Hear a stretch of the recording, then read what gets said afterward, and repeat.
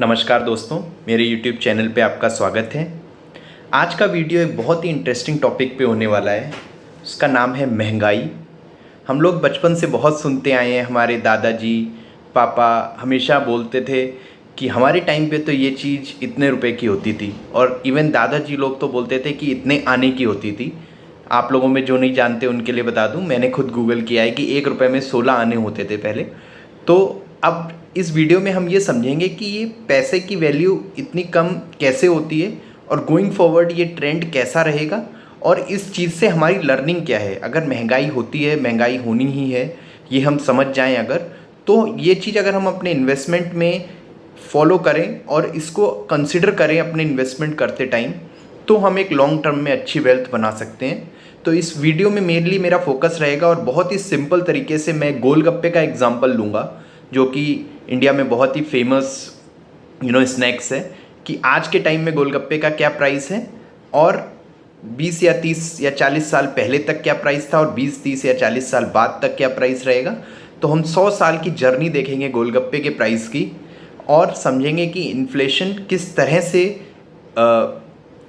हर हर 10 साल में price double हो जाता है किसी भी चीज़ का इन जनरल इंडिया में। तो चलते हैं वाइट बोर्ड पे। हम गोलगप्पे के एग्जाम्पल से समझेंगे कि पैसे की वैल्यू कैसे कम होती जाती है।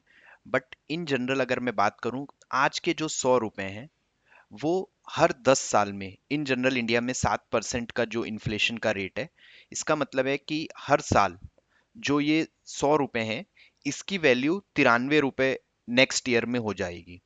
मतलब कि जो चीज आज 100 रुपए की आती है, वो नेक्स्ट ईयर लगभग 107 रुपए की हो जाएगी। तो उसका वैल्यू 7 रुपए हर चीज का इन जनरल बढ़ेगा। इसका मतलब है कि जो हमारे ओवरऑल पैसे की जो परचेजिंग पावर है, जो उसकी खरीदने की शक्ति है, वो हर साल कम होती जाती है। तो ये जो 7% के रेट से चलता है, इसका मतलब है कि हर 10 साल में पैसा अपनी आधी वैल्यू पे पहुंच जाता है। इसका मतलब है कि आज जो 100 रुपए की जो परचेजिंग पावर है, वो जो सेम परचेजिंग पावर होगी वो 200 रुपए की होगी आज से 10 साल बाद। और ये मैं बहुत ही जनरल बता रहा हूँ। इन्फ्लेशन रेट जो है वो बहुत सारे फैक्टर्स पे डिपेंड करता है, वो अलग अलग परसेंटेज में होता है, बट कैलकुलेशन इजी करने के लिए, मैं समझने के लिए बता रहा हूँ कि हर लगभग 10 साल में पैसा अपनी आधी वैल्यू पे पहुंच रहा है। इसका मतलब है कि आज अपने पास सपोज अगर 1 करोड़ रुपए है 2025 में, तो ये वैल्यू, ये जो 1 करोड़ है, ये उसके ही बराबर होगा जो कि 2035 का 2 करोड़ रुपए है। मतलब हर 10 साल में जो वैल्यू है, और सेम ये जो होगा ये 2015 जो कि 10 साल पहले था, उसके 50 लाख के बराबर है आज का 1 करोड़। तो इसी चीज को हम इन्फ्लेशन बोलते हैं। और मुझे ये लगता है कि इन्फ्लेशन बहुत ही इंपॉर्टेंट फैक्टर है जो कि हमें समझना चाहिए, और उसके लिए मैं एक सिंपल एग्जांपल लाया हूँ गोलगप्पे का। तो इसमें हम ये समझेंगे कि गोलगप्पे का प्राइस 100 साल में कितना चेंज हुआ। अब इन जनरल आजकल अगर हम गोलगप्पे लें, और मुझे गोलगप्पे बहुत पसंद है, वो 20 के 6 हैं। अब इसके लिए मुझे ट्रोल मत करिएगा कि कहीं कहाँ कितना प्राइस है, इन जनरल बता रहा हूँ कि बाहर कहीं भी इंडिया में ठेले पे 20 के 6 अवेलेबल हैं। तो 2015 में अगर हम बात करें, तो ये 10 के 6 है। मतलब कि 10 साल में ये पैसा लगभग डबल हुआ इसका। और 2005 में 5 के 6, सिमिलरली दो 1995 में 2.5 के 6, और 1985 में 1.25 के 6, और उसके पहले ये आने में चला जाएगा क्योंकि 0.6 के 6 लगभग जो कि 10 आने होता है, वो 1975 में, और 0.3 के 6 जो कि 5 आने होता है। अब आप समझोगे कि आपके दादाजी 1965 या 75 का जो भी रेट बताएंगे, वो आने में ही बताएंगे, क्योंकि उसमें 1 रुपए भी की भी वैल्यू बहुत थी। तो ये इन्फ्लेशन तो एक परमानेंट सिनारियो है। अब अगर हम फ्यूचर की भी बात करें, 2035 में ये ऑलमोस्ट, अगर यही रेट रहा इन्फ्लेशन का, 40 के 6 हो जाएंगे, और फिर हो जाएंगे 80 के 6 2045 में। 2055 में 160 के 6, और 2065 उससे आगे नहीं जाते हैं, 320 के 6। तो एक तरह से ये 0.3 से 320 रुपीज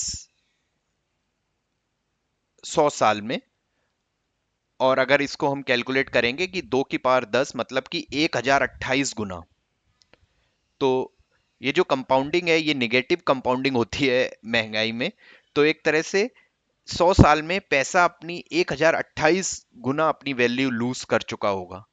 तो ये चीज, गोलगप्पे का एग्जाम्पल देने का मेरा उद्देश्य यही है कि मैं इस चीज से आपको समझा सकूं कि ये पैसे की वैल्यू तो कम होनी ही होनी है, और इसके बहुत सारे फैक्टर्स हैं। इसका एक बहुत सारे प्रॉब्लम्स भी हैं इन्फ्लेशन में, बट अगर लोगों की कमाई उसी प्रोपोर्शन में बढ़ती है तो इन्फ्लेशन इतना भी बुरा नहीं है जितना हमें लगता है। स्पेशली इन्फ्लेशन जो होता है, इससे जो लोग कैश होल्ड कर रहे हैं, जो बहुत ज्यादा कैश अपने पास रखते हैं, उनको ये पेनलाइज करने का भी तरीका है। क्योंकि उनके पास, अगर सपोज किसी के पास 1 करोड़ रुपए 10 साल तक रखा रहा, और वो अनप्रोडक्टिव है देश के लिए, तो उसकी वैल्यू अपने आप ही 50 लाख हो जाएगी, क्योंकि इस चीज पे उसको कुछ भी रिटर्न नहीं मिल रहा है। तो एक तरह से ये पेनलाइज करना हुआ लोगों को अपना कैश होल्ड करने के लिए। तो अब हम अ, आशा करता हूं आपको गोलगप्पे का एग्जाम्पल अच्छा लगा होगा और समझ आया होगा। अब मैं ये समझने की कोशिश करता हूँ कि सपोज आप एक साइकिल चला रहे हैं, और ये साइकिल जो है आप एक इस डायरेक्शन में लेके जा रहे हैं, और इधर से उल्टी डायरेक्शन में हवा चल रही है। उस हवा की जो स्पीड है वो 7 किलोमीटर पर आ रखी है। तो अगर अब आपको जो साइकिल है वो इस स्पीड से तो तेज चलानी ही पड़ेगी, वरना आपकी साइकिल जो है उल्टा बैकवर्ड गियर में जाएगी। सो ये सेम चीज आप इन्फ्लेशन के साथ समझें। इन्फ्लेशन ये हवा है, और ये जो साइकिल है ये हमारी वेल्थ की जर्नी है, जो हमें पैसा अपना बढ़ाना है। अगर हम कैश में रखते हैं सपोज अपना पैसा, तो हमारी ये जो साइकिल है ये 0 की स्पीड में है, तो हम एक तरह से -7 से बैक जा रहे हैं। और अगर हम सेविंग अकाउंट में रखते हैं तो ये 3% का सपोज रिटर्न दिया, स्टिल हम 4% पीछे हैं जो हवा की स्पीड है।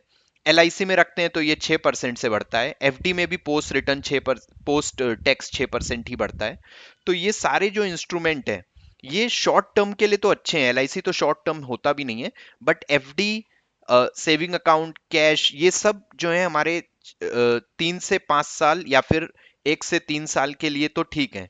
बट अगर हमें लॉन्ग टर्म में अपना पैसा ग्रो करना है तो हमें इन्फ्लेशन को सोचना ही पड़ेगा। और इन्फ्लेशन जो साथ है, इससे तेज तो हमारी साइकिल चलनी ही चाहिए। और इससे तेज अगर हमें साइकिल चलानी है तो हमारे पास कई ऑप्शन है, जो मैंने और भी कई वीडियो बनाए हैं। बस इस वीडियो का जो उद्देश्य है वो ये है कि हमेशा हमारे माइंड में इन्फ्लेशन होना चाहिए जब भी हम लॉन्ग टर्म पैसा इन्वेस्ट करें। अब सपोज एक और चीज के लिए हमें इन्फ्लेशन सोचना चाहिए। सपोज करिए कि आपका एक लक्ष्य है कि 20 साल के बाद मुझे अपने बच्चे को हायर एजुकेशन करानी है। सपोज आप अभी बहुत यंग है, आपका बच्चा अभी बॉर्न हुआ है, 20 साल के बाद हायर एजुकेशन करानी है। अब आपने देखा कि आज हायर एजुकेशन में कितने पैसे लग रहे हैं। सपोज उसको आपको कोई ऐसी डिग्री करानी है जिसके आज वैल्यू 50 लाख लग रही है, तो आप इसमें कैलकुलेट कर सकते हो कि 20 साल में लगभग इससे 4 गुना वैल्यू लगेगी, मतलब कि 2 CR। और आप इसके लिए अपना प्लानिंग कर सकते हो। Same goes with any other goal. ये हमारा रिटायरमेंट का गोल हो सकता है जो कि 30 साल लेट हो सकता है, और कोई भी गोल हो सकता है, बच्चों की शादी का, या कोई भी XYZ किसी का कोई भी गोल हो सकता है। बट हमेशा अपने गोल को इन्फ्लेशन एडजस्टमेंट करके सोचना है। तो हमेशा ये सोचना है कि फ्यूचर में हमारा कितना पैसा रहेगा। और इन्फ्लेशन के लिए बहुत ही सिंपल, अगर हम बोलें कि हर 10 साल में हमारा वैसे की वैल्यू आधी होनी है। इट मीन्स हमारा जो भी आज अमाउंट है वो हर 10 साल में दुगना, 20 साल में 4 गुना, और 30 साल में 8 गुना रिक्वायरमेंट होगी। तो आशा करता हूं कि गोलगप्पे का एग्जाम्पल से आपको ये समझ आया होगा, गोलगप्पे की 100 साल की जर्नी, और क्यों हमें अपनी साइकिल हवा की स्पीड से तेज ही चलानी है। उससे स्लो जो चलाएगा वो पीछे ही जाएगा। तो दोस्तों, आशा करता हूँ कि आपको ये आइडिया लगा होगा कि इन्फ्लेशन यानी कि महंगाई कैसे आगे बढ़ने वाली है गोलगप्पे के एग्जाम्पल से। और गोइंग फॉरवर्ड महंगाई को हमेशा हमें ध्यान में क्यों रखना है। अपना कोई भी इन्वेस्टमेंट या फ्यूचर का कोई भी गोल सेट करने में महंगाई एक बहुत ही इम्पॉर्टेंट फैक्टर होना चाहिए, ये समझने के लिए कि आज से 10-20 साल बाद हमें कितना अमाउंट चाहिए रहेगा कोई भी अपना गोल पूरा करने के लिए, या फिर हमारे इन्वेस्टमेंट की जो रियल वैल्यू है in terms of adjustment after inflation, वो कितनी रहेगी। So thank you very much. आप लोगों से एक ही रिक्वेस्ट रहेगी कि प्लीज़ सब्सक्राइब करें, लाइक करें, शेयर करें, कमेंट करें। Thank you.